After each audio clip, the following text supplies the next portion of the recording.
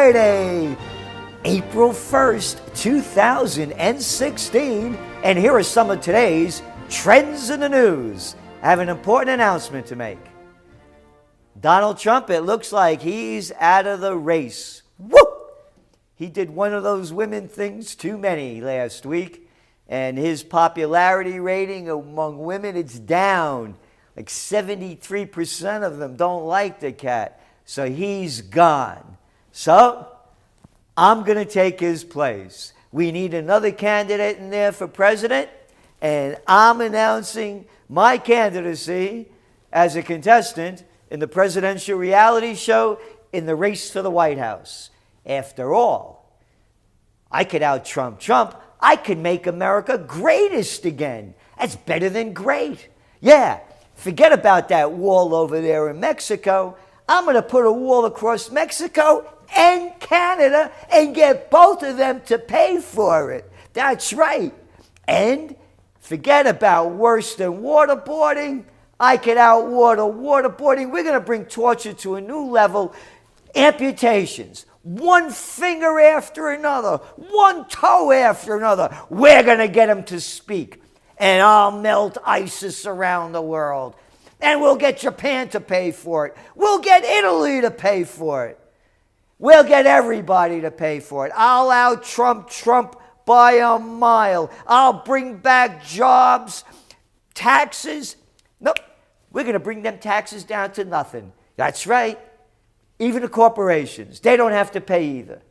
Because when America becomes greatest again, you just leave it to me. It'll be amazing. It'll be absolutely amazing. So the only competition out there that I really see is Bernie. And I could out-Bernie Bernie. I mean, Bernie, he was just over there in the Bronx. And he said, in the Bronx, I was born in Brooklyn? Hey, Bernie, I was born in the Bronx. Yeah. And I'm going to give you not only free education, and I'm going to give you free health care, and your grandmother is going to live like a princess after she retires, because that's the way it should be. I'm going to give you a Cadillac in every garage. I'm going to give you a chicken in every pot. And we're going to make the billionaires pay for it, because this country has to be equal, and I can out-equal that. We're going to give you free sex. Well, almost free, because you got to pay for it one way or another. Hey, it's April Fool's Day. Why would anybody want to run for president? And that's what it is, man. It's a fool's day. You watch this clown throw out those cheap lines. The cat's only doing another Obama, man. Bernie's doing Obama. Yeah, remember change you could believe in? Oh, you forgot that one, huh? How about a future you could believe in? That's what Bernie's using. BS Bernie, bringing up Obama, man. From Bernie to Obama, from Obama to Bernie, it's April Fools. Anyway, let's go on to the markets. Over there in Asia, wasn't a very happy day over in Nikkei land. Yeah, that Nikkei landed down over 3%. Hang Seng, it was down, but then at the end of the day, in comes that national team. Move back up a bit. Hang Seng, a little lower. Across Europe, lower. And here in the States, the market was down over 100 points on the news of the employment data. And remember yesterday I said I wasn't sure and I wasn't going to be very, positive about it. And I was just thinking that the numbers would come in lower than expectations on the new employment data. And a good thing I didn't say I was sure, because I was wrong. Numbers came in better than expected. And on that news, the markets went down. That's right, over 100 points. But then they bounced back over 100. And even though oil was down over 4%. So I don't hear the prostitutes talking on the business media about the connection between the markets and oil anymore. But boy, they played that one out really well for a long time. Woof! And gold got whacked. Down 12, it was down over 20. So let's see what happened and why it happened the way it did. U.S. oil sheds 4% after, ready? Saudi comment on output freeze. Yep. So we had this Saudi prince, and you know how they become a prince. A frog was kissed by a princess, and the frog becomes a prince. Yeah, so that prince, yeah, glorious prince. The dictator's son over there in Saudi Arabia, he made it very clear that if Iran doesn't cut back on production, there's not going to be any talk about a production freeze of oil. So again, they've been pumping this up on the upcoming meeting in April 17th, and it doesn't look like it's going to happen. So that's what brought oil prices up, and now they're moving back down. Futures slightly paired losses after oil field service firm Baker Hughes reported its weekly count of oil rigs operating in the United States fell by 10 to a total of 362.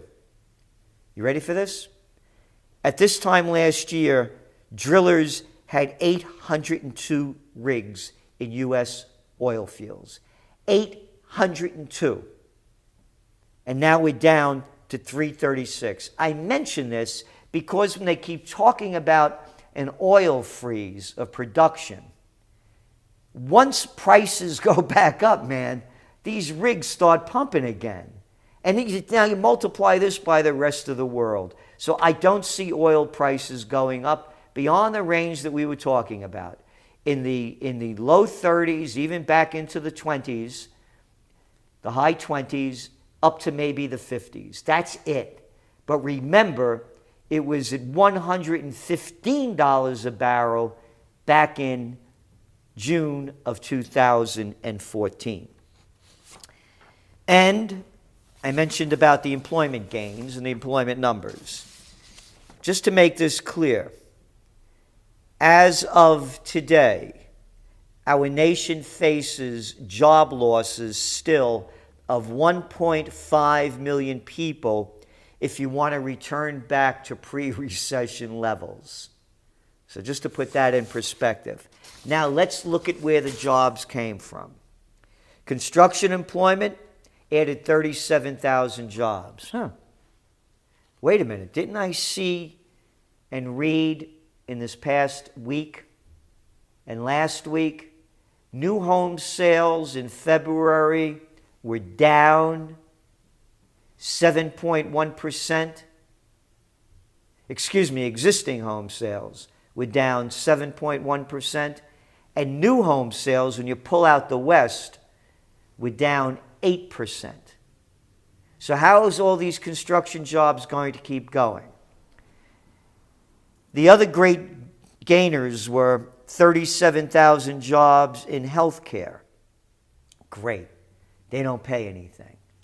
That could give you a middle-class living. Other ones, employment continued to trend up in food service and drinking places, where 25,000 jobs were added.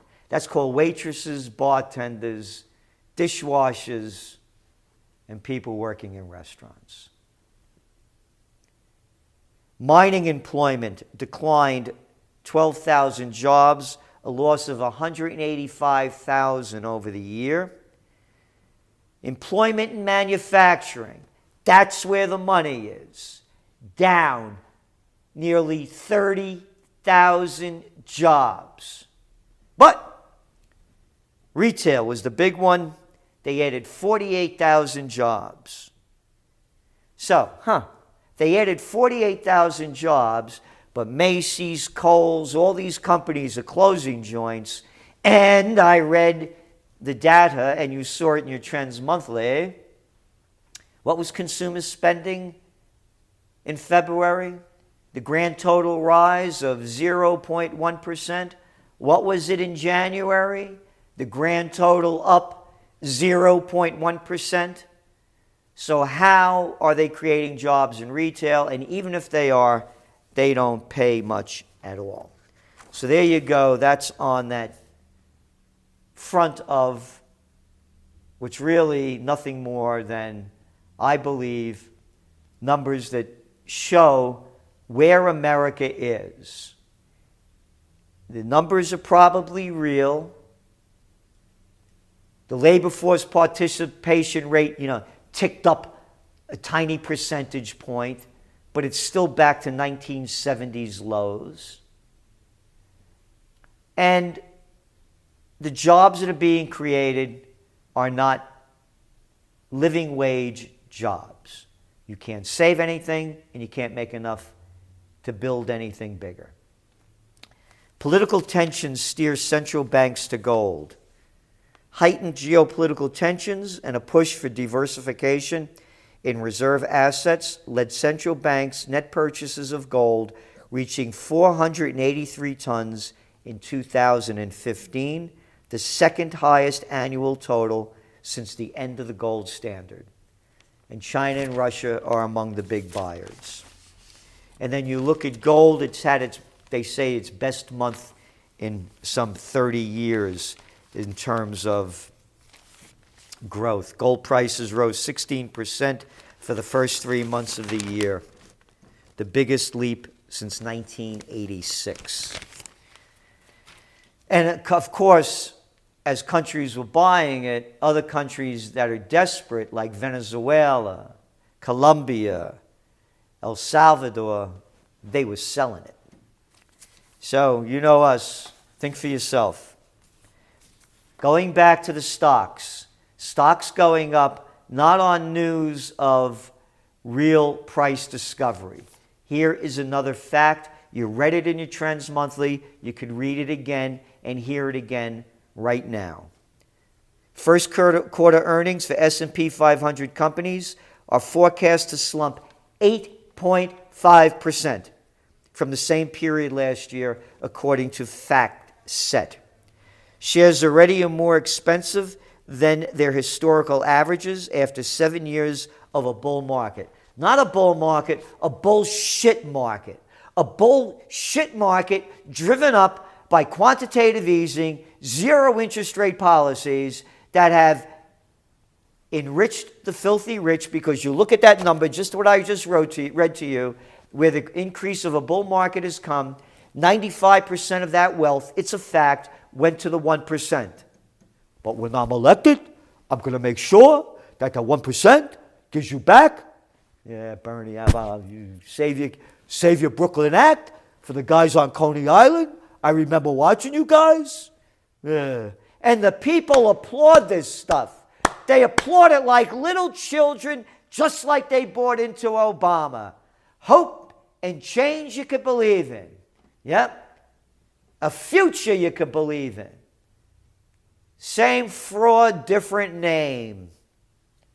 Anyway, the S&P's 500 trailing price earnings ratio is at 18.2, according to FactSet, higher than the 10-year average of 15.8. So there you have it. The stocks are overvalued, earnings are in a slump, and the market's going up. It makes perfect nonsense. McDonald's to expand reach in China. Fast food giant seeks investment partner to help build out its franchise business. Interestingly, just tying in with this, is 1 in 8 adults now obese, global survey. Yeah, keep spreading that junk food out there. Keep eating crap and keep listening to it, because that's all they're serving. Whether it's on the presidential reality show or what they call the news, it's crap for the mind and they serve crap for the body. Hey, it's April Fool's, April 1st. This is Gerald Celente.